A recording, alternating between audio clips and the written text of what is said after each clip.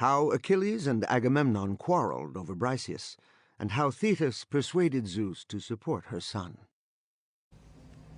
An angry man, there is my story. The bitter rancor of Achilles, prince of the house of Pelus, which brought 1,000 troubles upon the Achaean host. Many a strong soul it sent down to Hades, and left the heroes themselves a prey to dogs and carrion birds, while the will of God moved on to fulfillment. It began first of all with a quarrel between my lord King Agamemnon of Atreus' line and the prince Achilles. What god then made the feud between them? Apollo, son of Leto and Zeus. The king had offended him, so he sent a dire pestilence on the camp, and the people perished. Agamemnon had affronted his priest Chryses when the priest came to the Achaean fleet, bringing a rich treasure to ransom his daughter. He held in his hand a golden staff, twined about with the sacred wreaths of Apollo Shootaphar, and made his petition to the Achaean people in general, but chiefly to the 2 royal princes of Atreus' line.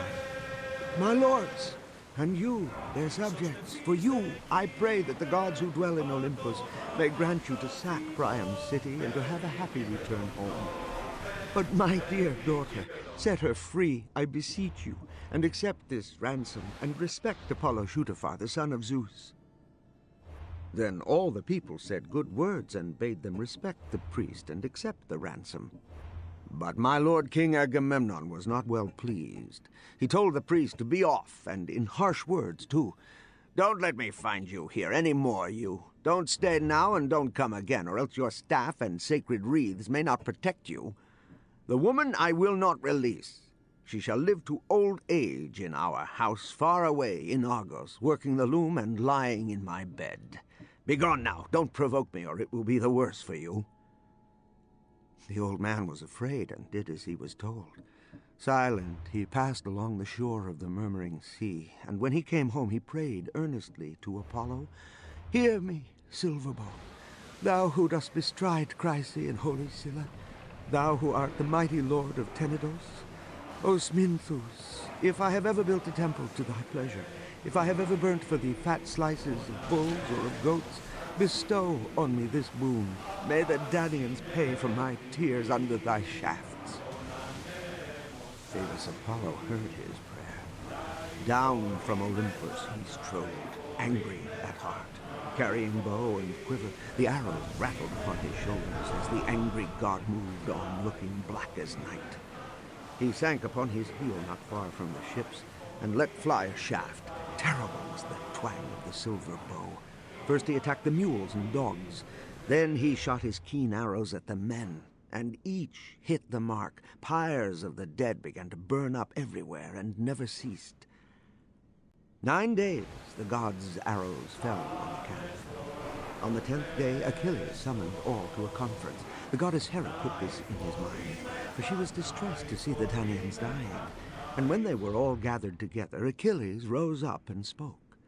My lord king, he said, I think we shall seem just foiled adventurers when we get home.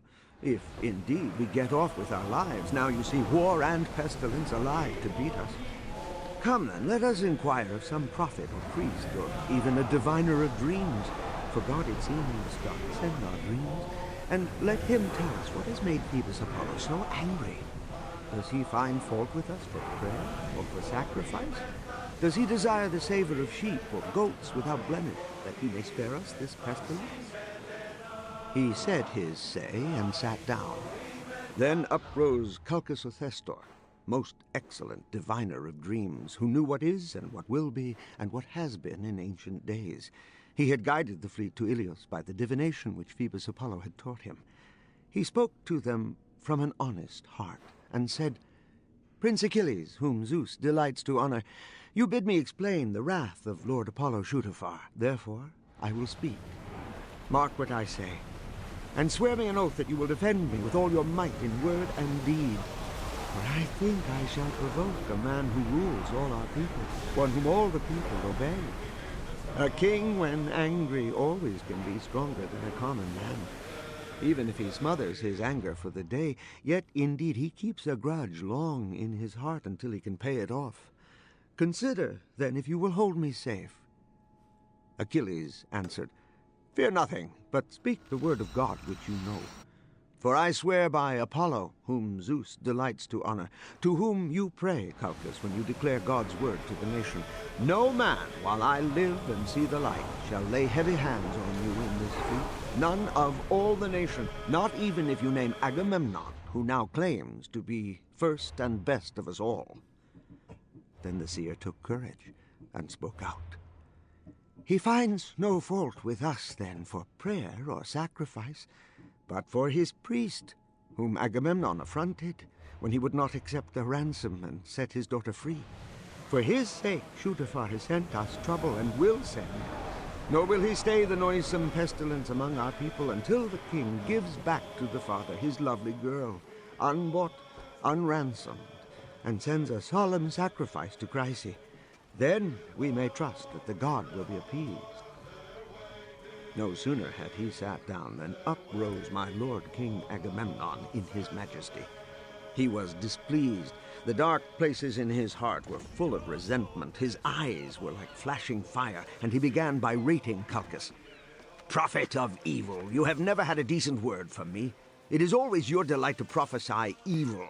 But good you have never said and never done, and now you get up and harangue the people with your oracles. So that is the reason why Shutafar sends trouble, because of that girl Chryseis, because I would not accept the ransom. But I want to keep her myself and take her home. Why, I like her better than my own wife, Clytemnestra. She is just as good in face or figure, brains or fingers. Never mind. I will give her back, if that is better. I would rather have the people alive than dead. Only get a prize ready for me at once, or else I shall be the only man in the army without a prize. That is not right. Just look here, all of you, my prize is going away somewhere else." Then Achilles answered, "Your Majesty, gettings are keepings with you, there's no doubt about that. Pray, how will our brave men give you a prize? I do not know of any common store anywhere. What we got from the towns we have taken has been divided, and you cannot expect people to collect it all again in a heap.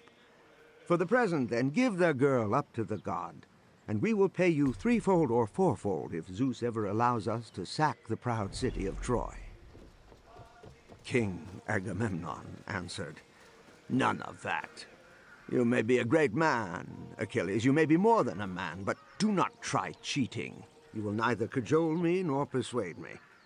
Do you want to keep your own prize, and tell me to give up mine and just sit forlorn without any?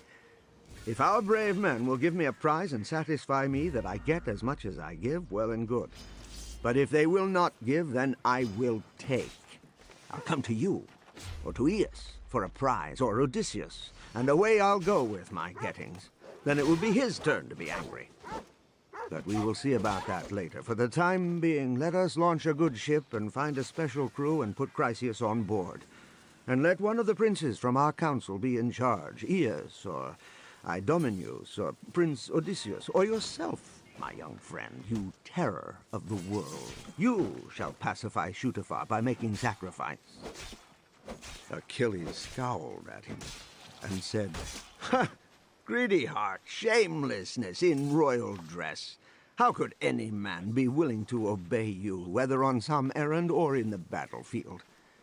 I cared nothing about the Trojans when I came here to fight. They had done nothing to me, never lifted my cattle or horses either, never destroyed my fruit or my harvest in Phthia.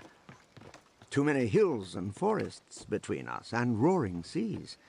No, it was you I came for, shameless man, to give you pleasure, to revenge Menelaus, and you too, dog-face, for the Trojans' wrong. You don't trouble about that, you care nothing for that. And now you threaten to rob me of my prize, which I worked hard to get, which the army gave me. I never get a prize equal to yours if our men capture some town. But most of the hard fighting is done by my hands. Only when sharing time comes, you get most of the good things, and I have a scrap to comfort me. Not much, but all I can get, as I come back tired out with fighting. Now, I will just go home to Phthia, since it is much better to take ship and go, and I don't think I shall fill my hold with riches if I stay here despised." King Agamemnon answered, "Do, go. If that's what you want, go, by all means. I do not sink on my knees and beg you to stay for my sake. I have others in plenty who will honor me, first and foremost, Zeus All-Wise. I hate you more than any prince on earth, for you are always quarreling and fighting. If you are such a mighty man, God gave you that, I suppose. Go home with your ships and your men, and lord it over your myrmidons, but I care nothing for you. I don't mind if you are in a rage. Now I give you fair warning. Since Apollo robs me of Chryseis, I will send her home with my own ship and crew. But I will take your beautiful Briseis, and I will come for her myself to your quarters, for your prize, to show you how much stronger I am than you are. Then others will take care not to stand up to me and say they are as good as I am. This pierced Achilles to the heart, and he was of two minds, whether he should draw a sword from side to push through the crowd and strike down King Agamemnon, or whether he should calm his temper and keep himself in check. As these thoughts went through his mind and he began to draw the great sword from the sheath, Athena came down from heaven. Queen Hera sent her, loving and anxious at once. She stood behind him and held him back by his long red hair. No other man saw her but Achilles alone. Achilles turned round, startled. At once he knew Pallas Athenaea. His eyes flashed wildly, and he spoke words that winged like arrows to the mark. Why have you come again, daughter of Zeus Invincible? To see the insult of my lord King Agamemnon? I'll tell you what, and I will do it too. His own high-handedness one day may be his death. Athena replied with her bright eyes glinting. I came to check your passion, if you will listen. And I was sent from heaven by Queen Hera, loving and anxious at once. Come, drop the quarrel. Don't pull out that sword. Just give him a sound rating and tell him what to expect. For I declare to you that this is what will happen. A time will come when you shall have a magnificent offer with 3 times as much offered to make up for this insult. Hold back now and do what I say. Achilles answered, I must observe the bidding of you both, goddess, angry though I am indeed. It is better so. What the gods command you, do, then the gods will listen to you. So he stayed his heavy hand on the silver hilt and drove back the sword into the sheath in obedience to Athena. And she returned to Olympus, where Zeus Invincible dwells with the company of heaven. But Achilles was angry still.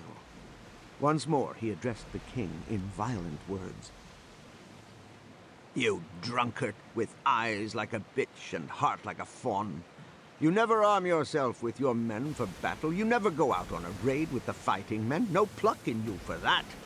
You think that's certain death. It is much better, isn't it, to stay in camp and rob anyone who tells the truth to your face.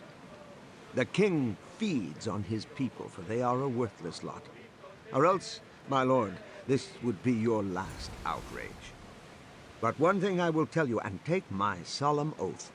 As truly as this staff will never grow again, never again will put forth leaves and twigs after it has been cut from the stump in the mountain forest, and the axe has scraped off leaves and bark, but now it is held in men's hands, men of judgment who guard the statutes of Zeus. Hear my solemn oath to you. So truly a time shall come when Achilles will be missed by the nation one and all. Then you shall not be able to help them for all your grief, while many are falling and dying before bloodthirsty Hector. Then you shall tear your temper to tatters that you did not respect the best man of all. As he spoke, Achilles dashed down on the ground the gold-studded staff and took his seat again, while King Agamemnon opposite fumed with rage. But Nestor rose. A famous orator he was, gracious in speech, whose voice ran off his tongue sweeter than honey. He had seen already in Pylos 2 generations of men grow up before him and pass away, and he was king still over the throne. He now spoke with an honest heart, and said, For shame, sirs. Here is a great trouble for the Achaean land. How glad Priam would be, and Priam's sons. How all Troy would be in jubilation if they could only hear you two quarreling. You, the leaders in wisdom and leaders in war. Now listen to me. You are both younger than I am. Nay, more. I have met even better men than you, and they never disregarded me. For never have I seen, and never shall I see, such men as Pirithous and the great ruler Dryas, Senius and Exadius and the noble prince Polyphemus. I tell you, those were the mightiest men ever born upon earth, mightiest, I say, and fought against mightiest foes, the monsters of the mountains, whom they horribly destroyed. Yes, those men I knew well. I traveled all the way from distant Pylos to visit them at their own request, and I fought by their side as a volunteer. Those were men whom no mortal now living on earth could fight. And they heard my advice, and took it too. Listen to me, then you also, and take my advice, and you will find it better. You, sir, do not rob this man of the girl, although you are strong. Leave her alone, as the army gave her to him at first for his especial prize. And you, Achilles, do not provoke your king, force against force. For greater honor belongs to a sceptered king when Zeus has given him dignity. If you are a mighty man, if your mother is divine, yet he is above you, for his dominion is greater. Your grace, forget your bitterness. And I beseech Achilles to let his anger pass, for he is the strong tower of our nation against the horrors of war. King Agamemnon answered, Indeed, sir, all that you say is fair and right. But this man wishes to be above all, to rule everyone, to be king over everyone, to order everyone about. And there is someone who will not obey, I think. If the gods everlasting have set him up as a warrior, does it follow that they have set him on to call ugly names? Achilles interposed and said, Yes, for I should be called coward and outcast if I yield to you in everything you choose to say. Lay your commands on others. Don't order me about, for I do not think I shall obey you any more. I tell you one thing, and you will do well to remember it. I will never use my hands to fight for a girl, either with you or with anyone. Those who gave may take away, but you shall never carry off anything else of what I have against my will. Just try and see that these also may know. Very soon there will be red blood on the spear point. They finished their bout of hard words and dismissed the assembly. Achilles, with Patroclus and his friends, returned to his quarters. Agamemnon launched a good ship and put on board 20 men with the sacrifice and brought Chryseis. Odysseus took charge, and they set sail. Then Agamemnon ordered the people to purify themselves. They cast their peace offerings into the sea and slew bulls and goats on the shore to make full sacrifice to Apollo. And the savor went up to heaven through the wreathing smoke. While all this business was going on, Agamemnon did not forget his quarrel with Achilles and the threats he had made. He called his 2 trusty servants, the heralds Talthybius and Eurybates, and gave them his orders. Go to the quarters of Prince Achilles, take Briseis by the hand, and bring her here. If he will not give her up, I will come with a larger party and take her myself, which will be more unpleasant for him. So he sent his envoys with strict orders. They did not like their errand, but they went along the shore to the place where the Myrmidons had their ships. They found Achilles sitting before his hut, and he was not pleased to see them. They indeed were both afraid and ashamed before the young prince. They only stood and said nothing to him and asked nothing. But he understood what they wanted and spoke. Heralds, I greet you, for the envoy is held sacred by gods and men. Come here, I find no fault in you, but in Agamemnon, who has sent you for the girl Briseis. Here, Patroclus, my friend, bring out the girl and let them take her away. Let them both be witnesses before the blessed gods and mortal men, and before this hard-hearted king, if ever the people shall need me to stand between them and dire destruction. Indeed, he is mad with fury and cannot look both before and behind, so that his army may live to fight before our camp. Patroclus heard him and brought out the beautiful Briseis and handed her over to the envoys. Then they returned to their ships, and the woman followed them unwillingly. But Achilles burst into tears and went apart from his friends. He threw himself down by the grey salt sea, and gazing over the waters, stretched out his hands, calling loudly to his mother. "Oh, my mother! I was born to die young, it is true, but honor I was to have from Zeus Olympian, thunderer on high. And now he has not given me one little bit. Yes, my lord King Agamemnon has insulted me. He has taken my prize and keeps it. He has robbed me himself." His divine mother heard his sorrowful cry as she sat in the depths of the sea beside her ancient father. Quickly she shot up like a mist out of the grey sea and sat down beside her weeping son. She stroked him with her hand and said, "My child, why do you weep? What is your trouble?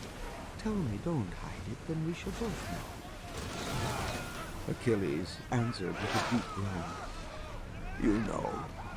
Why should I talk when you know everything?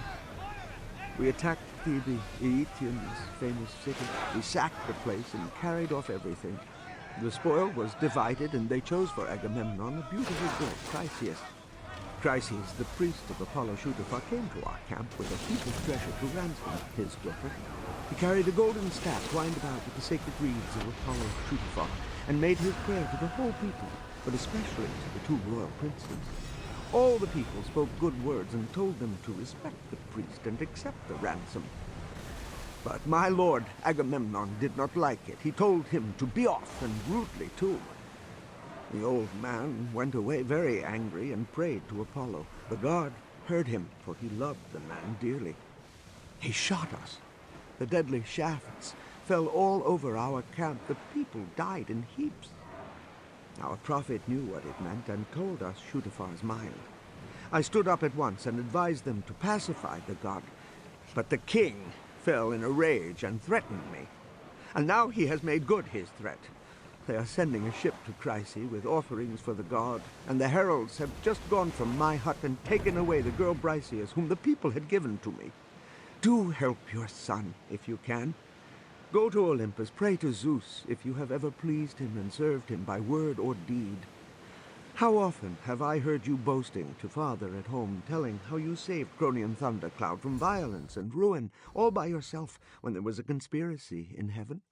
The other Olympians wanted to tie him up, Hera and Poseidon and Pallas Athena, but you came and saved him from that by summoning old Hundred Hand, whom the gods call Briareus, but all men call Aegean.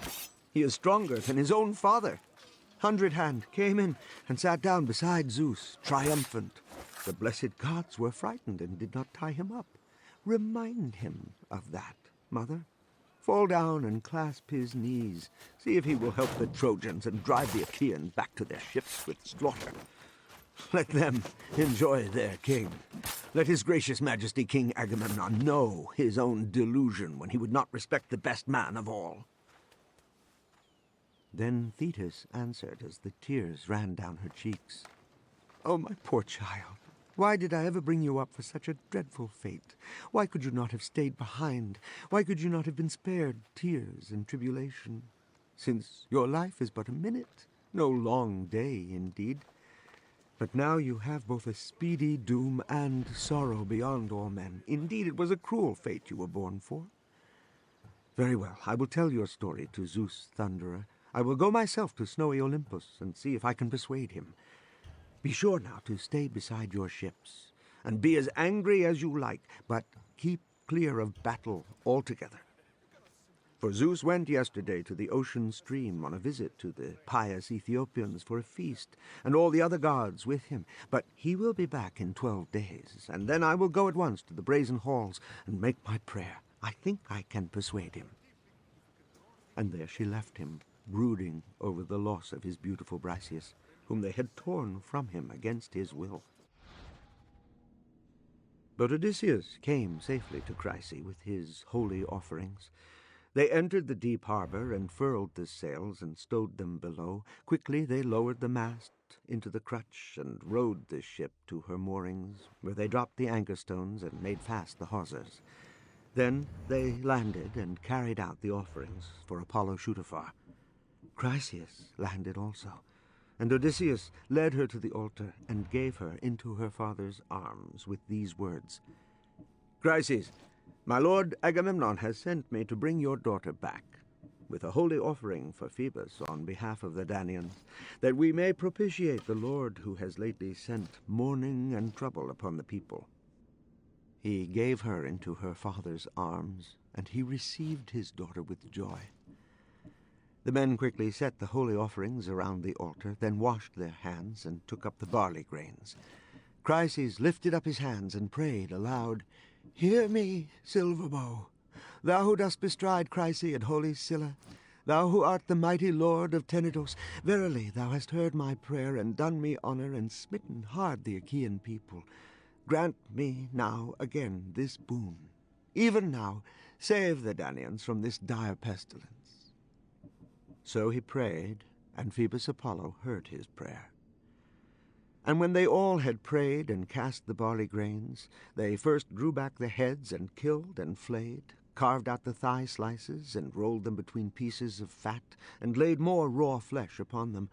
Then the old priest burned them upon sticks of wood, and poured sparkling wine over, while the young men held their 5-pronged forks ready by his side. After the thigh pieces were burnt and the inner parts were divided, they chopped up the rest and ran splits through the meat, roasted all properly, and drew it off. This work done, they prepared their meal and enjoyed it, and no one lacked a fair share. When they had all had enough, the lads filled the bowls to the brim and served the wine to all after spilling the sacred drops.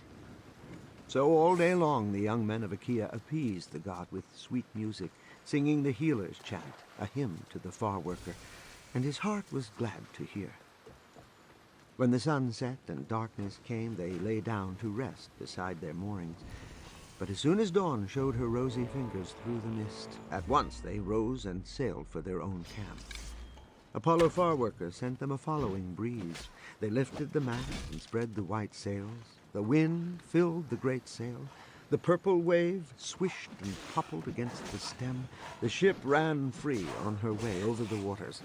At last they arrived at their camp and drew the ship ashore high on the sands and set up the long line of dog shores. Then all scattered among the huts and the ships. But Achilles brooded still over his anger and did not move from his vessels. He never went to the meeting place, never to the battlefield, but wore out his heart where he was, although he longed for war and battle. When the 12th day dawned, the gods returned to Olympus in a body, led by Zeus. Thetis did not forget her son's request, but she came out of the sea, and early in the morning she climbed to Olympus in the highest heavens.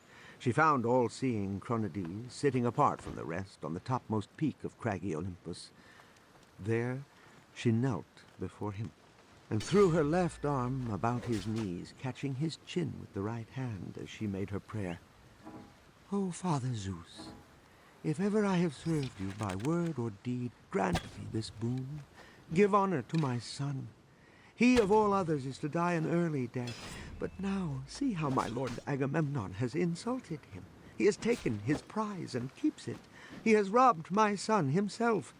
Satisfy my son, Zeus Olympian most wise. Let the Trojans prevail until the Achaean nation shall satisfy my son and magnify him with honor." Zeus, cloud-gatherer, did not answer, but long sat silent. And Thetis, how she clasped his knees, how she clung fast to him, and cried out once more, "Say yes now, and promise me faithfully. Or else say no, for you have nothing to fear. Show me that you care less for me than for any god in heaven." Zeus answered in great vexation, "Bother it all! You'll set me curry-worrying with Hera and make her scold me again. She is always at me as it is before them all and says I help the Trojans to win. You just go away again now and don't let Hera see. I will manage to do what you want. Look here, I will bow my head to you that you may believe me.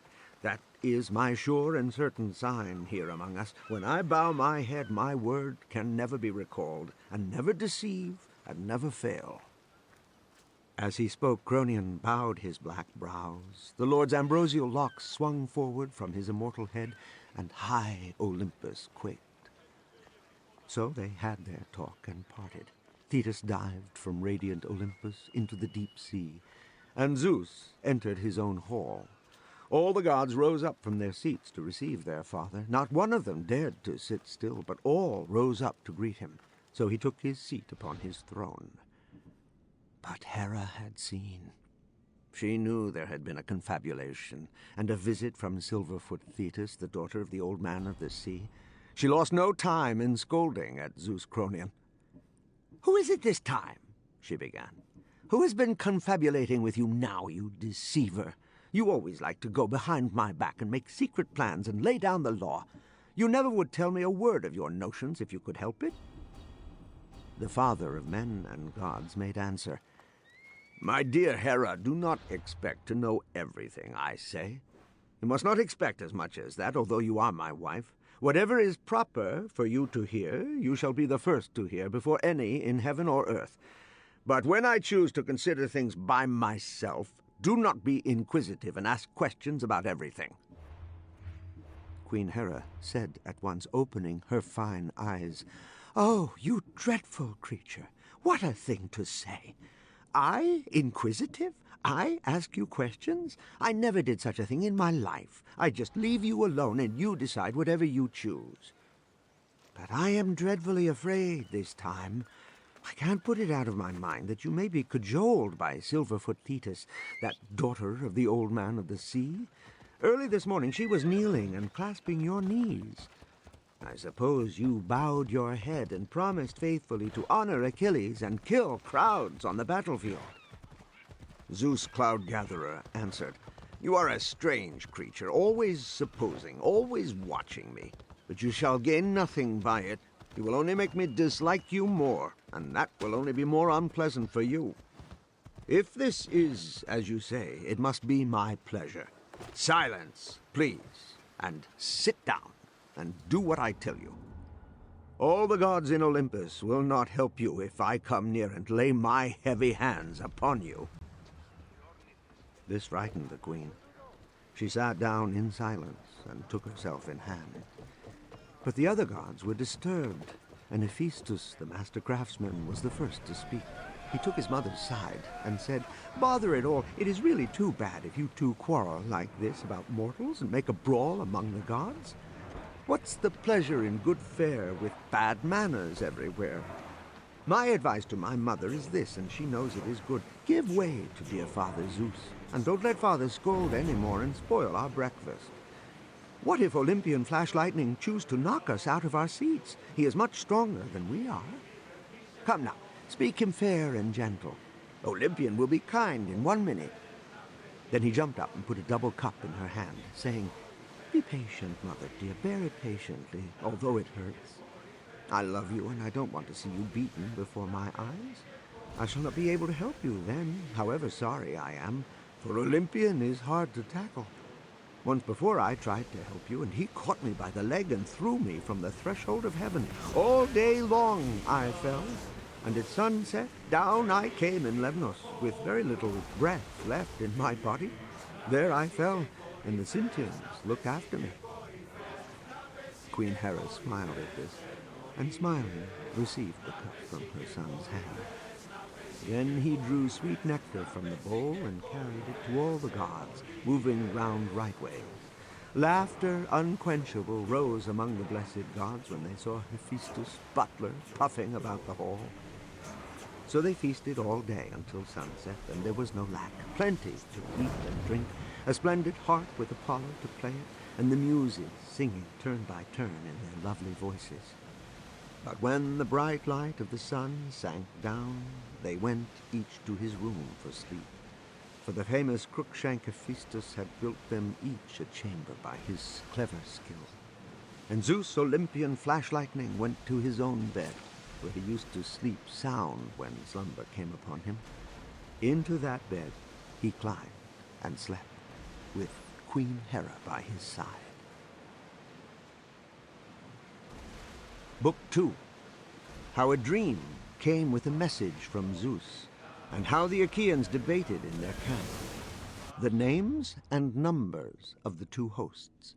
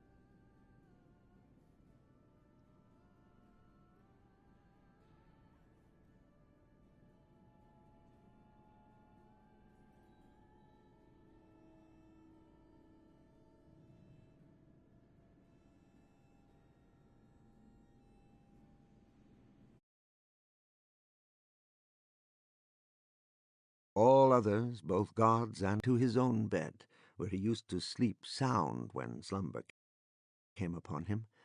Into that bed he climbed and slept, with Queen Hera by his side.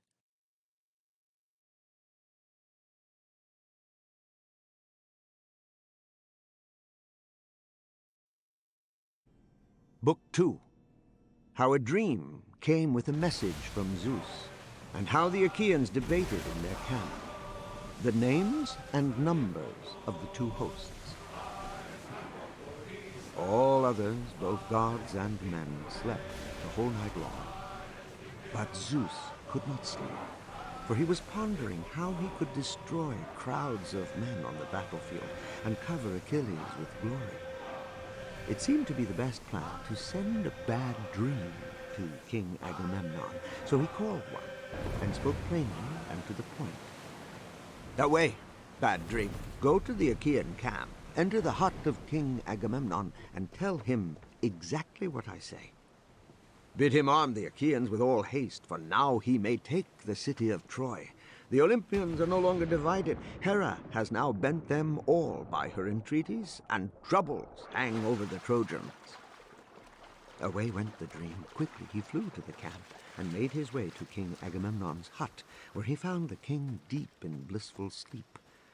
The dream leaned over his head in the shape of Nestor Neliades, whom Agamemnon respected most of all the elders, and spoke in these words. You are asleep, O son of Atreus, the lord of many horses. No master mind ought to sleep the whole night long when his cares are so many and nations are in his charge. Now hear me quickly. I am a messenger from Zeus, who far away cares for you and pities you. He bids you arm the Achaeans with all haste, for now you may take the city of Troy. The Olympians are no longer divided, since Hera has bent them all by her prayers, and troubles hang over the Trojans from Zeus.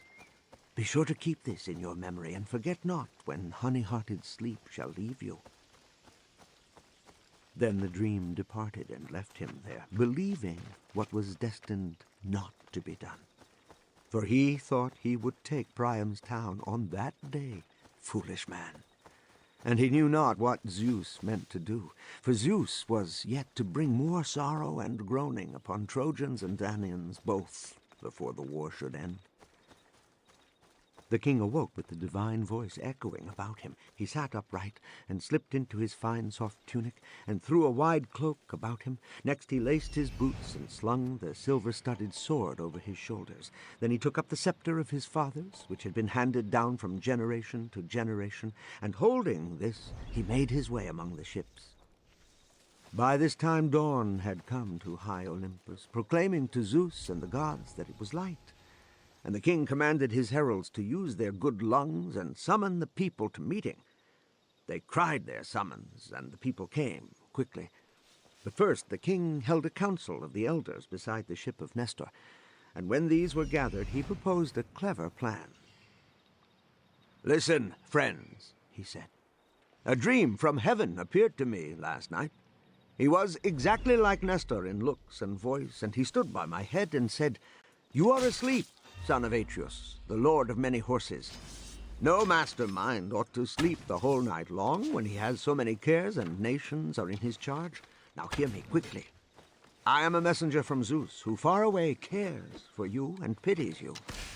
He bids you arm the Achaeans with all haste, for now you may take the city of Troy. The Olympians are no longer divided, since Hera has bent them all by her entreaties, and troubles hang over the Trojans from Zeus. Be sure to keep this in your memory. This said, he flew away, and I awoke. Well then, see if we can get the men under arms. But first I will try their temper as usual. I will tell them to ship and go home. You must post yourselves here and there and urge them not to go. Then King Nestor rose and said frankly, My friends, my lords and princes of our nation, if any other had told of this vision, we might think it false and take no notice. But now he has seen it, who claims the highest place among us. Come then, and see if we can get the men under arms. He led the way out, and the princes followed obedient. Meanwhile, the people came crowding on. They were like a great swarm of buzzing bees which come on and on out of a cave and hover in clusters over the flowers of spring. Here they fly and there they fly, no end to them. So the men swarmed out of their huts and ships over the deep sand and marched in throngs to the place of meeting. Among them, God's messenger Rumor blazed abroad and quickened their steps. The place was all confusion. The earth groaned under them as they sat down, and there was a great din. 9 ushers tried to keep order with loud shouts to stop their noise and make them listen to their princes. At last they were seated and arranged in rows, and the uproar ceased. Then King Agamemnon rose, holding the scepter which Hephaestus had made and given to Zeus Cronion, who gave it to Hermes, king's messenger. My lord Hermes gave it to Pelops, and Pelops to King Atreus. Then Atreus, dying, left it to Thyestes, and Thyestes left it to Agamemnon, the sign of his rule over the whole of Argos and many islands of the sea. On this scepter Agamemnon was leaning as he addressed the assembly. My friends, my Danaan heroes, servants of Ares, Zeus Cronides has wholly deluded me, cruel god. First he bowed his head and promised that I should sack the walled castle of Ilion and return safe. But as it seems now, his will was to ruin and deceive. He bids me return inglorious to Argos after losing thousands of men. Such, I suppose, is the pleasure of Zeus high and mighty, who has overturned many towering cities and yet will overturn, for his power is greatest of all. What a disgrace for coming generations to hear! How this great host of Achaeans fought so long for nothing, and failed like this. No end to be seen yet, and against fewer men, too. For just consider, suppose we should make a truce, and both Achaeans and Trojans have a count. Pick out all the householders of the city and sort ourselves in 10s, and each 10 choose 1 Trojan to pour our wine. Many 10s would be without a man to pour. So many more are we, I tell you, than the Trojans of the city. But they have allies from many other places, good soldiers who baffle me and keep me from taking the city as I want to do. 9 years gone, as you see.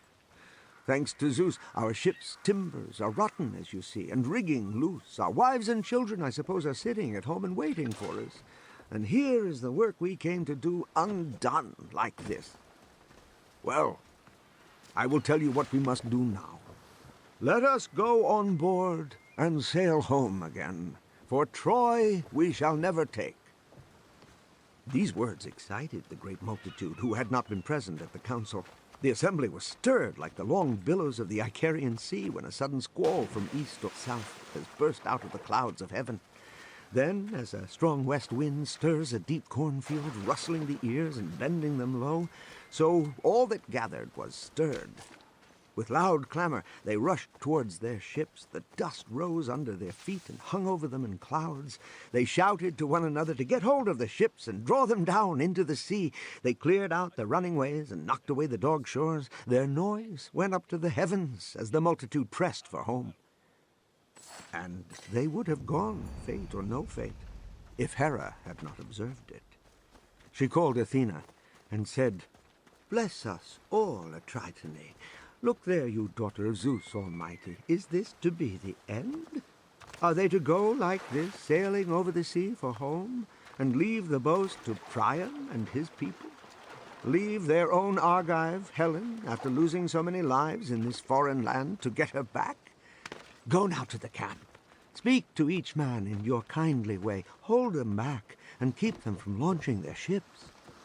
Athena lost no time. She shot down from the peaks of Olympus and found Odysseus standing not far from the ships. But he did not lend a hand to launch them because his heart was full of regret and sorrow. Athena came up to him and said with her bright eyes glinting, Odysseus Laertiades, can you do nothing now, my prince? Is this to be the end? Will they tumble aboard and go sailing home? Will they leave their boast to Priam and his people? Will they leave their own Argive, Helen, after so many men have died in a foreign land to get her back? Don't stand idle here. Go among your men, speak to each fellow in your kindly way, and keep them from launching the ships." Odysseus knew the voice of the goddess. He threw off his cloak and ran. His marshal Eurybates, who had come with him from Ithaca, attended him. He found Agamemnon and received from him the scepter of his fathers, which had been handed down from generation to generation, and holding this he passed along. Whenever he met a prince or a man of note, he stayed by his side and tried to check him with kindly words. "How is this, my dear sir? I would not think of threats as if you were a coward, but do sit down and make the others do the same. You do not know yet exactly what is in our king's mind. He is only trying them now. Soon he will come down on the fellows. Did we not all hear in council what he said? I should not be surprised if he flew in a temper and let them have it. A royal prince has a high temper. His honor is from Zeus, and Zeus all-wise cares for him. If he found a man of the people shouting and making a noise, he would bring down the scepter across his back and say, 'What's this? Sit still and listen to your betters, you battle-shy skulker. Muscle or tongue, you count for nothing. We can't all be kings. Too many kings spoil a nation. One king is enough for me. And why? He gets the right from God on high.' So he went about, giving them all a lead, and the men were herded back from the ships and huts to their meeting place once more, with a murmuring noise like waves of the sea, where the deep roars and the breakers thunder upon the shore. Now they sat, orderly in long rows, but one man was blustering and railing still. This was Thersites, a man with an inexhaustible flood of words, always ready to talk, and no manners and no sense. Anything to annoy the princes, anything to raise a laugh. And he was the ugliest man ever seen before Ilion. He was bandy-legged and lame of one foot, a humpback with his two shoulders crushed together into his chest. On the top, he had a sugarloaf head with a few tufts of fluff. Achilles hated him heartily, and so did Odysseus, for he was always badgering them. But this time he chose Agamemnon to revile with his piercing outcry. All the men were horribly angry with him and thought him a disgrace.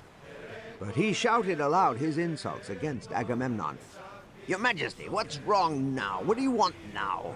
Plenty of treasure in your quarters, plenty of women in your quarters, the best of them chosen by us to give you whenever we take a place.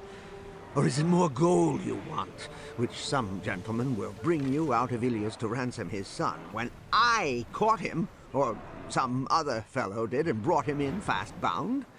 Or do you want a young woman to love and keep for yourself? It is not the proper thing for the master to drive his men into trouble.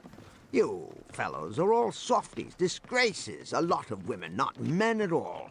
Let us make sail for home, and leave this man in the place to digest his gorge of prizes. Let him see whether we are any help to him or not.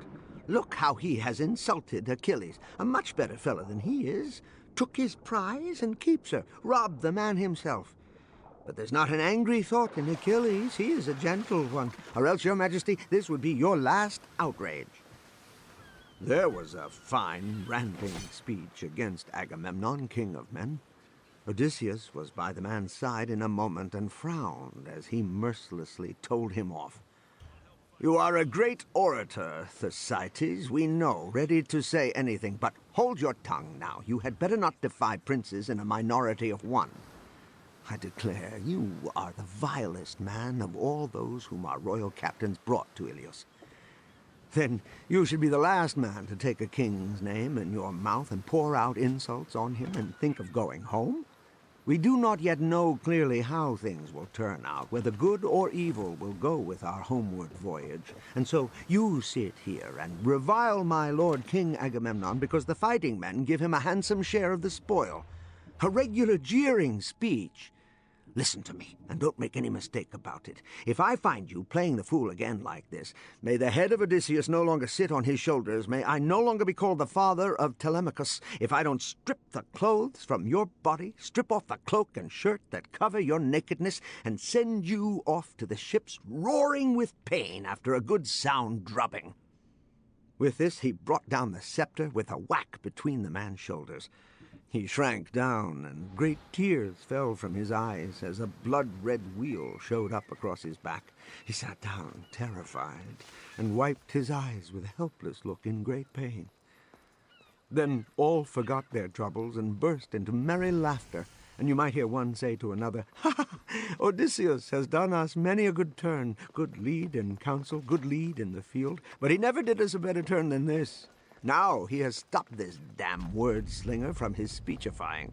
I don't think he will pluck up courage to rail at kings again with his foul tongue." Such was the common talk when Odysseus rose, holding the royal staff, and by his side Athena, in the likeness of a herald, called for silence, that all might hear from front to back and understand what he said. Then Odysseus gave them some good advice. "My lord king," he said, "these men, as you see, wish to make you the most contemptible of mankind, and they will not keep the promise which they made when they set out from Argos, that you should destroy Ilios before you returned. They are like so many little children or widow women, weeping and wailing together that they want to go home. Indeed, there is hardship enough here to make one go home disgusted. If a man has to stay 1 month from his wife, he is impatient when his ship cannot get out for the winter storms and the raging sea. But here we have the 9th year at the turn, and still we stay. So I cannot find fault with the men if they are impatient. But all the same, it is disgraceful to stay long and then to return empty. Bear it, my friends. Stay a little while, and let us learn whether Calchas tells the truth or not. One thing we know well, and you are all witnesses, all whom fate has not carried away. Only the other day, when the Achaean fleet was gathering in Aulis, bringing terror for Priam and his people, we were sitting round a spring near a holy altar, and did solemn sacrifice to the immortals under a fine plane tree with clear water flowing from its roots. Then a great sign was seen. A serpent with dappled back, a frightful creature whom the Olympian himself had sent into the light, shot from under the altar and leapt upon the tree. In that tree were a sparrow's chicks, quite young, huddled under the leaves on the topmost branch. There were 8 chicks, made 9 with the mother. Then the serpent swallowed the chicks, chirping piteously. The mother fluttered about, wailing for her young ones. He quivered round and caught her by the wing, screaming. As soon as he had swallowed the chicks and the mother, God made him disappear, as he had made him appear, turned him into stone. We all stood amazed at this miracle. When this strange portent had come into our sacrifice, Calchas at once told us the meaning. He said, "Why stand ye silent, men of Achaea? We have seen a great miracle of Zeus all-wise, late shown, late to be fulfilled, which will be told for ever and ever. As this serpent swallowed the sparrow and her chicks, 8 chicks, 9 with the mother, so for 9 years we shall make war there. But in the 10th we shall take the great city." That is what he told us. And now all shall come to pass. Come now, men of Achaea, stand here, one and all in this place, until we take the strong fortress of Priam. The whole assembly cheered loudly at these words, and the echo of their cries resounded among the ships. They were well pleased with the speech of Odysseus, but Gerenian Nestor had something to say too. "Upon my word," said he, "you are like a lot of boys playing at debate. Much you care about real fighting. What will become of our compacts and our oaths? Into the fire with all the plans and schemes of men. Into the fire with our libations and our hand-claspings on which we put our trust. There is no use in fighting with words. We can do no good with words, however long we stay here. You, my lord king, as before, lead your men with unshakable will to the battlefield, and let these cowards dwindle away, the 1 or 2 with their independent parliaments. They will never do anything. What is their plan? Don't wait, but back to Argos. Don't wait for God Almighty to see whether his promise is a lie or not. For I tell you The Lord did bow down his proud head on that day when Argos set sail in those ships laden with death and destruction for Troy. On that day lightning flashed on the right hand and showed omens of good. Then let no man think now of flight. Now, before he has taken some Trojan's wife to bed, before he has avenged our struggles and groanings for Helen's sake. But if anyone is so horribly in love with flight, let him lay hands on his own ship, that he may perish and die before the rest of us. And you, my lord, it is yours to decide, but listen to good advice. My own advice is not to be thrown away. Sort out the men by tribes and clans, Agamemnon. Let clan support clan and tribe support tribe. If you make them do this, you will know at once which of your captains and which of your men is good or bad, for they will be fighting among their own people. You shall also know whether it is God's will that you fail to take the city, or the cowardice of the men and their folly in the field. Agamemnon answered, I declare, sir, once more you show yourself best in debate out of all the nation. Oh, Father Zeus, Athena, Apollo, if I only had 10 such counselors in the nation. Soon that city of King Priam would bow her head, stormed and sacked by our hands. But trouble and sorrow is my lot. Zeus Cronades Almighty has thrown me into fruitless quarrels and bickerings. Here am I and Achilles fighting about a girl, railing at each other, and I began it. If we can only make it up, there will be no delay, not one moment. Troy will be done for. Now then, men, dismiss for your meal, and let us make ready for battle. Sharpen your spears, each man. Look to your shields. Give the horses a good feed. See that the chariots are all right. Let war be the word. This whole day is for hard fighting, for there shall be no truce, not one moment, until night shall come and part the furious hosts. Sweat shall run over many a chest under the strap of his covering shield. Many a hand shall tire in grasping the spear. Sweat shall bathe the horse's flanks as he pulls the tight car. And if I see anyone shirking the fight and dallying beside the ships, he shall have no hope to escape the carrion dogs and vultures. At this speech, a loud cheer arose from the multitude, like the roar of the waves against a headland on some rock-bound shore, when the south wind drives them against a cliff that has no peace from the waters in all the winds that blow. They rose and hurried, scattering among the ships. They lit their smoking fires and made their meal, and they offered sacrifice to the everlasting gods, each man to his own, praying to be spared death in the maul of war. My lord King Agamemnon sacrificed to awful Cronion a fat bull of 5 years. Then he summoned the elders and chief men, Nestor first, and Lord Idomeneus, Aeus the Great and Aeus the Lesser, and Diomedes, and sixth, Odysseus, his counselor wise as Zeus himself. Menelaus, that stout champion, needed no summons, for he knew himself what his brother was about. These all stood round the bull and picked up the barley grains, while my lord Agamemnon uttered the prayer. Zeus, most gracious and most great, thundercloud, throned in the heavens, let not the sun go down and the darkness come until I cast down headlong the citadel of Priam in flames, and burn his gates with blazing fire, and tear to rags the shirt upon Hector's breast. May many of his men fall about him prone in the dust and bite the earth. But Cronion would not yet grant his prayer. He accepted the sacrifice, but gave him toil and trouble yet more. When they had finished the prayer and cast the barley grains, they first drew up the head and cut the throat and flayed, then carved out the thigh slices and wrapped them between 2 layers of fat, and laid raw meat upon them. These they burnt upon dry leafless billets, and spitted the inner parts to roast over the fire. After the pieces were burnt and the inner parts were eaten, they carved up the rest and broiled the slices upon the spits until all was properly cooked. Then they drew off the portions and laid their repast. They had their meal, and there was plenty for all. When they had finished, Nestor began, "May it please your majesty, we have been here long enough. Let us not delay any longer the work which God puts into our hand. Make haste, let the criers assemble the men, and then we will all soon get on the battlefield together.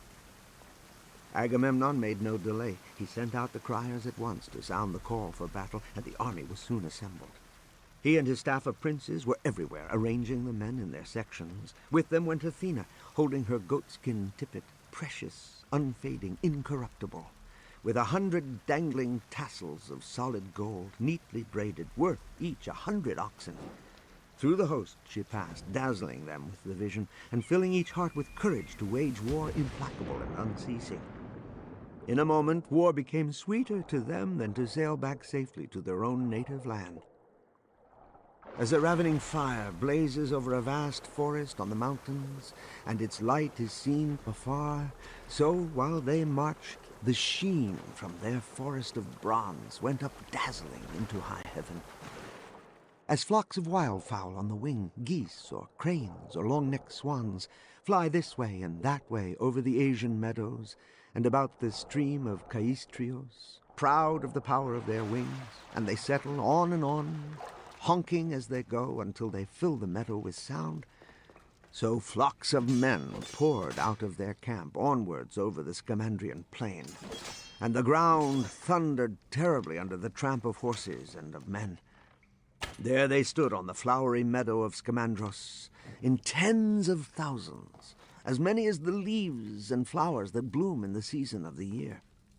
Like swarms of quivering flies which flit about the herdsman's shippen in springtime when the milk drowns the pails, so many were the Achaeans on that plain, facing the men of Troy and eager to tear them in pieces. And as goat-keepers easily sort out the solid flocks of goats when they are mixed together at pasture, so their leaders arrayed the men in this place and in that place, ready for battle. Among them was my lord Agamemnon, eyes and head like thundering Zeus, his girdle like Ares, his breast like Poseidon. As one amid the herd stands out from the rest, the great bull high above the gathering cattle, so Zeus made the great king appear on that day, tall amid many, standing out from the other heroes. O ye muses who have your home in Olympus, you also are divine, you are present among us, and you know all things. But we hear only a rumor and know nothing at all. Tell me then, I pray, who were the leaders and lords of the Danaans? For the common man I could never tell and never name, not if I had 10 tongues and 10 mouths, a voice that could not tire, lung of brass in my bosom, unless the Olympian muses, whose father is Zeus Almighty, should call to mind all those who came to Ilios. Well, I will name the captains of the fleet and number all their ships. The Boeotians were led by Peneleos and Leotos, Arcesilaus and Prothoenor and Clonius. These came from Hyria and rocky Aulis, from Scinos and Scolas, from hilly Eteonos, from Thespaia, Rhea, and widespread Mycalessos, from the districts round Harma, Ilesion and Erythrae, from Elion, Hyli, and Petion, Ocalia, and the well-built fortress of Medeon, from Copi and Utresis and Thisbe with its flocks of doves, from Coronea and grassy Heliartus, from Patia and Glysus, from the well-built fortress of Hippothebe, and from sacred Onkistos, the glorious grove of Poseidon, from great-clustered Arne and Medea, from Nysa, the divine, and Anthedon, lying upon the coast. From these came 50 ships, and in each 120 Boeotian lads. There were those who dwelt in Aspledon, and Minion Orchomenos, led by Ascalaphus, and Ialmenos, son of Ares. Their mother was Astyoche, a maiden of high rank. Their father was mighty Ares, who lay with her in secret. She bore her sons in her upper chamber in the house of Actor Azides. 30 ships were their squadron. The Phocians were there, led by Scidius and Epistrophus, the sons of a proud man, Iphitus Nobilides. These came from Cyparissus and rocky Python, Chrysa the divine, and Daulis and Panopius. Others came from Anamoria, and Hyampolis, or lived along the noble river Cephisus, or at Lilia, beside the noble springs of Cephisus. 40 black ships were in this command. Their captains kept their lines of battle close to the ocean left. The Locrians were led by the runner Aias, King Oileus' son, the lesser Aias, not so big as Telamonium, far smaller indeed. He was quite small and wore a linen corselet, but with spear he excelled all the Hellenes and Achaeans. These men came from Sinos and Oppius and Caliarus, from Bisa and Scarphe and lovely Ogii, from Tarphe and Thronion, beside the streams of Boagrius. Their captain had 40 black ships of the Locrians, who were settled opposite sacred Euboea. There were the Abantes, breathing fury, from Euboea, who held Colchis and Eretria, and grape-clustered Histiaea, Cerinthus by the sea, and the steep castle of Dios, with those of Charistus and Styra, all led by Elefenor Chalcodontiades, a true sprig of Ares, chief of the proud Abantes. His men followed him, quick men with hair grown long behind, spearmen ready and eager to push their ashen pikes, tear the tunics off their enemies' breasts. He had 40 black ships with him. There were the men of Athens, that well-built citadel, the people of great heart Erechtheus. In ancient times he was born out of Mother Earth, and Athena, the daughter of Zeus, nursed him and set him up in Athens in her own rich temple. There the Athenian lads seek his favor with bulls and goats as the years roll on. These Athenians were led by Menestheus, Petios' son. No mortal man upon this earth was ever his equal in marshalling horses and spearmen. Nestor alone could challenge him, for he was the elder. He commanded 50 black ships. Aeneas from Salamis brought 12 ships, which he ranged beside the Athenian lines. There were the men from Argos and Tiryns with the massive walls, from Hermione and Asine, which hold the deep gulf, from Treason and Ephione and vine-clad Epidaurus, Achaean lads from Aegina and Masses. These were led by Diomedes, the stout champion, and Sthenelus, the son of famous Capaneus. Third with them was Euryalus, noble as a god, the son of Mecistius Talaeonides. But Diomedes was their commander-in-chief. They had 80 black ships in their squadron. There were the men from Messene, that well-built citadel, from rich Corinth and comely Cleone, from Ornae and Aretheria the beautiful, and Sicyon, where Adrastos was king at first, from Hipparesia and steep Gonoessa, from Pellene and Aegion, from all Aegialus and wide Helice.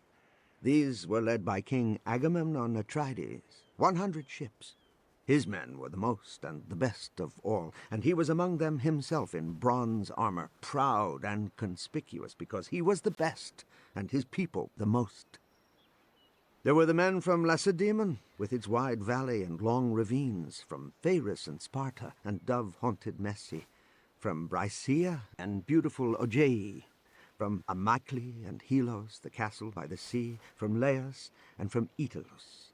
They were led by his brother, the stout champion Menelaus, 60 ships. They had their station apart. There he moved among them, confident in his own ardor, inspiring them for war. His dearest wish was to avenge his passion and groanings for Helen's sake. There were the men from Pylos and lovely Arene, and Thryon, the ford of Alpheus, and well-built Epi, from Cyparisseus and Amphigenia, from Teleus and Hellas and Dorian, where the Muses met Thracian Thamyris and made an end of his singing, on his way from the house of Eurytus at Oechalia, for he avowed with boasts that he would beat the very daughters of Zeus Almighty if they would sing for him. Then they were angry and maimed him, took away his inspired song, and made him forget his harping. These men were led by Gerenian Nestor, who loved horses so well. 90 ships followed him. There were the men from Arcadia and Selene's lofty hill, beside the tomb of Iphitus, where men fight hand to hand, from Phenios and Orchomenos, with all those flocks of sheep, from Rhipe and Stratia and windy Anispe, from Tegea and lovely Manatea, from Stymphalus and Parasia. These men were led by Prince Agapinor, Ancaeus' son, 60 ships. In each were embarked many Arcadian men, well acquainted with fighting. Their ships were the gift of my lord King Agamemnon himself, well built and fit to traverse the Purple Sea, for seafaring was not their business. There were the men from Buprasium and sunny Elis, all that stretch enclosed by Hermina and Myrsinos on the coast, by the Olenian rock and Elysian. These had 4 captains, each with 10 swift ships and large crews of Epeans. 2 captains were Amphimachus and Thalpius, both of Actor's line, sons of Ctyrtus and of Eurytus. One was the mighty Diores, Amarinzius' son. The 4th was the noble Polyxenos, the son of my lord Agasthenes, Augeas' son. There were the men from Dulichium and the sacred Echini, 2 islands which lie opposite Elis across the sea. These were led by Meges Phyleides, like a new god of war. Phyleus, his father, the famous horsemaster whom Zeus loved, had passed over to Dulichium when he quarreled with his father. Meges had 40 black ships.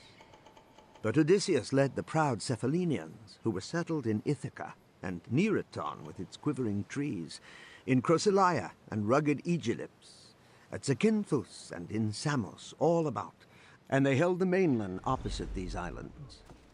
These were all under Odysseus, a man wise with the wisdom of Zeus himself.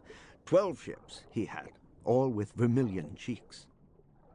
The Aetolians were led by Thoas, Andremus' son, those who came from Puron and Olenus and Pellene, from Calchas by the seashore and rocky Calydon.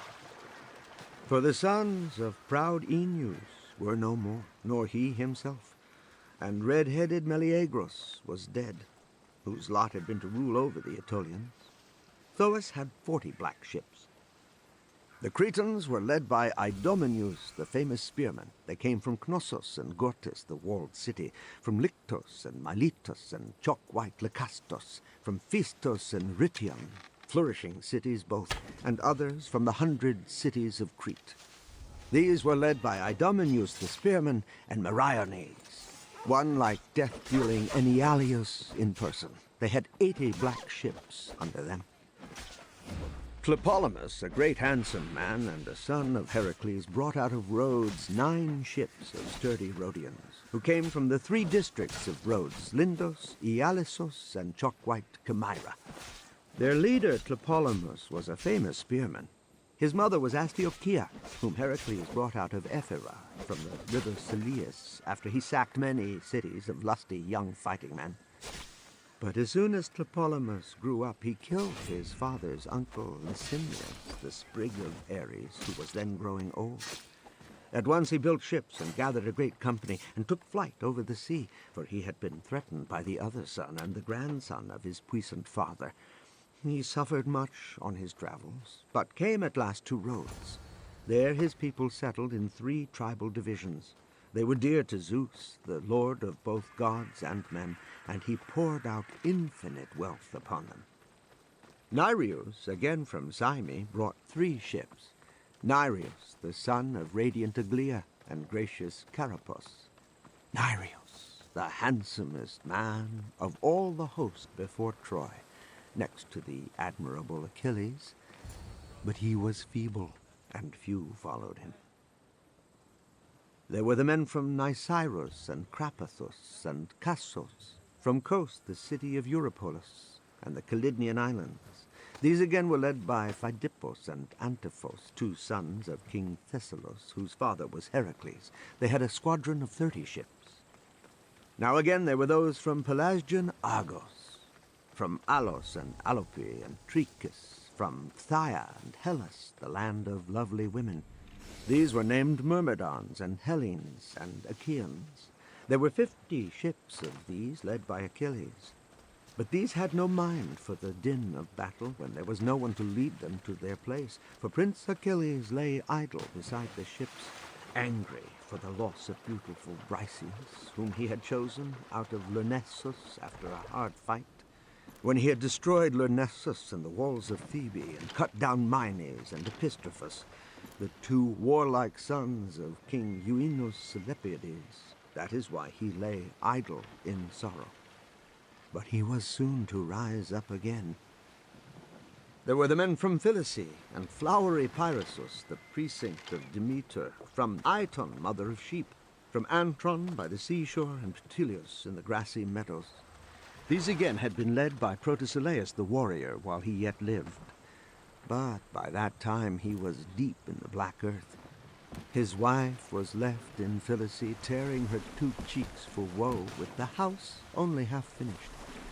He was killed by a Dardanian as he leapt ashore first of all the Achaeans. Yet the men were not leaderless, though they missed their leader, but they were taken in charge by Podarces, a true sprig of Ares, son of Iphicos Philicides, the master of many flocks, own brother to proud Protesilaus, but younger.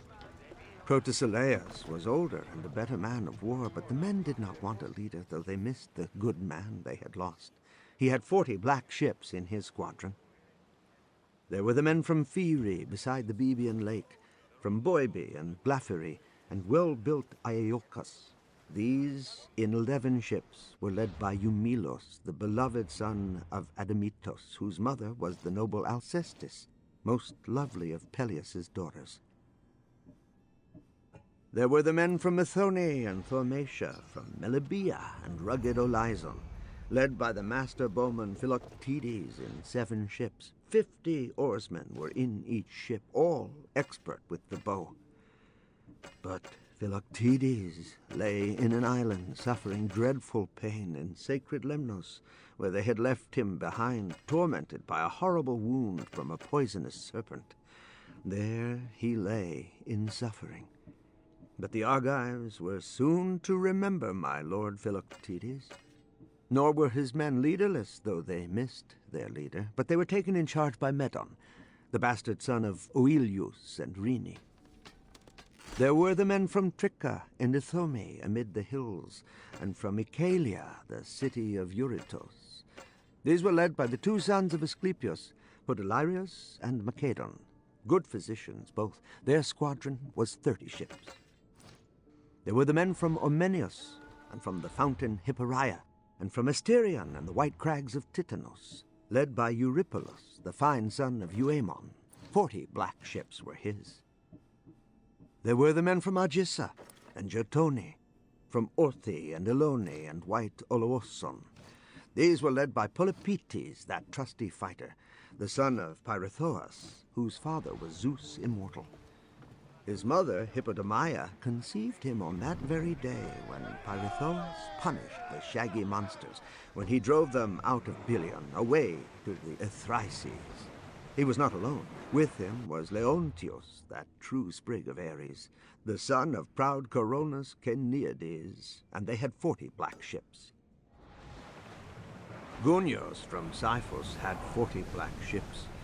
He led the Eneines and the trusty Beret boy, who came from cold, stormy Dodona, and from the farms beside the delightful Teresios, which pours his flood of water into Peneus. The water does not mix with the silver eddies of Peneus, but runs above it like olive oil, for it is a rivulet of Styx, that awful oath. The Magnesians were led by Prothoas, the runner, son of Teuthredon, those from the banks of Peneus and from leaf-shaking Pili. 40 black ships were with him. These were the leaders and the lords of the Danaans. But which was the best of these? Best among horses and best among men in all the Achaean host. Horses the best by far were those of Pheretyades, which Eumelos drove, swift on the foot as birds, of one coat and one age, level as a builder's rule across their backs. Apollo Silverbow bred them in Perea, mares both, bringing with them the terror of war. Of men, the best by far was Telamonian Aias, while Achilles was angry. For Achilles was first of all, and so were the horses which drew the admirable Achilles. But he lay idle beside the ships, enraged against my lord King Agamemnon, And his people on the seashore amused themselves with quoits and javelins and arrows. Their horses stood, each near his own car, chomping clover and marsh-grown parsley, while the cars were in the huts of their masters, well wrapped up. And the masters wandered about the camp, longing for their leader out of the fight. So all this host went sweeping over the earth like a conflagration. The ground groaned under their tramp, as when Zeus Thunderer in wrath lashes the ground round about Typhoeus, where he lies in Arima. So, under their trampling feet, the ground loudly groaned, and quickly they passed over the plain. But a messenger came to the Trojans, storm-foot Iris, with a lamentable message from Zeus Almighty. They were in conclave by the city gates, all assembled together, both young and old. Iris came near and spoke to Priam with the voice of his son Polites, who was the Trojan scout. He used to post himself on the barrow of old Aeaetes to watch when the enemy was coming out, and then run back at full speed. Iris made her voice like his and said to Priam, "Sir, you go on talking forever as if we were still at peace, but here is a war upon us, overwhelming war. Indeed, I have been in many battles already, but such a host and so many men I never did see. Like the leaves of the forest or the sands of the seashore, they are coming over the plain to attack our city. Hector, you are the man I want, and this is what you must do. We have many allies about the walls from all parts of the country, and each has his own language. Let each man take charge of his countrymen and tell them where to go." Hector at once dismissed the assembly, and they hurried to arms. All the gates were opened, the men poured out, horse and foot. There was a great uproar. Now there is a steep hillock away in the plain, with a clear space all round, which men call Bataia, but the immortals call it Dancing Merine's Barrow. There the Trojans and allies mustered their ranks. Hector Priamides commanded the Trojans. He had under his own hand much the larger division of armed spearmen and the best men. The Dardanians were led by Aeneas, son of Anchises. His mother was the divine Aphrodite, who lay with Anchises on the foothills of Mount Ida, goddess with mortal man. With Aeneas were the two sons of Antenor, Archelochus and Acamas, complete warriors both. Those who came from Zelea, under the lowest foot of Ida, and drank the water of the Aesepus, wealthy men and Trojans, were led by Lycon's son Pandarus, who received his bow from Apollo himself. Those who came from Adrasteia, in the land of Apisos, from Pityeia and the steep hill of Tyria, were led by Adrastos and Amphios in his linen corset, two sons of Percosian Mirams. He understood divination beyond all others, and he forbade his sons to go to war. But they disobeyed him, since the fate of Black Death drove them on. Those who came from Percote and Practium, from Sestos and Abydos and sunny Arisbe, were led by Asius, Hirticus' son. He came from Arisbe beside the river Celeus, driving great chestnut horses. Hippothous led the bands of Pelasgian spearmen, those who were settled on the rich soil of Larissa. Hippothous and Peleus, that true sprig of Ares, the two sons of the Pelasgian Lethos, Teutamos' son. The Thracians were led by Acamas and Pyroas, all those enclosed by the strong flowing Hellespont. Euphemos was the leader of the Ciconian spearmen. He was the son of Prince Trisinosciades. Pyracmes led the Paeonians with curving bows. He brought them a long way out of Amydon, from the broad river Axios, from Axios, the finest water that runs over the earth. The Paphlagonians were led by hairy Palaemenes from the Aenetae, where the wild she-mules are found. They were settled at Citoras and Sisamos, about the river Parthenios, at Chroma and Aegialos and lofty Erythinoi. The Alazones were led by Odios and Epistrophos from Alabe, far away where silver has its birth. The Mysians were led by Chromes and Eunomos, the diviner of birds, but his birds did not save him from Black Death, for he was brought low by the hand of Achilles at the river, when Achilles despoiled other Trojans too. Phorcys led the Frisians, and noble Ascanius from distant Ascania. They were eager to join in the fray. The Meonians were led by Mestles and Antiphos, two sons of Telemenes, born beside the Gygaean lake. They brought the Meonians from their birthplace under Tmoas. Nastes again led the Carians, men of barbarous speech, who came from Miletos and the leafy mountain of Thyra, from the streams of Meandros and the high peaks of Macali. Amphimachos and Nastes were their leaders. Nastes and Amphimachos, the fine sons of Nomaion. One came to the war all over gold, like a girl, poor fool. It did not save him from cruel death, but he was brought low by the hands of Achilles at the river, and prudent Achilles carried off the gold. Sarpedon and the admirable Glaucus led the Lycians out of far-off Lycia from the eddying Xanthos. Book 3. How Menelaus and Alexandros fought a duel together, and what came of it. And now the two armies advanced, each under its own leaders. The Trojans raised a loud din and clamor like a huge flock of birds. So you may hear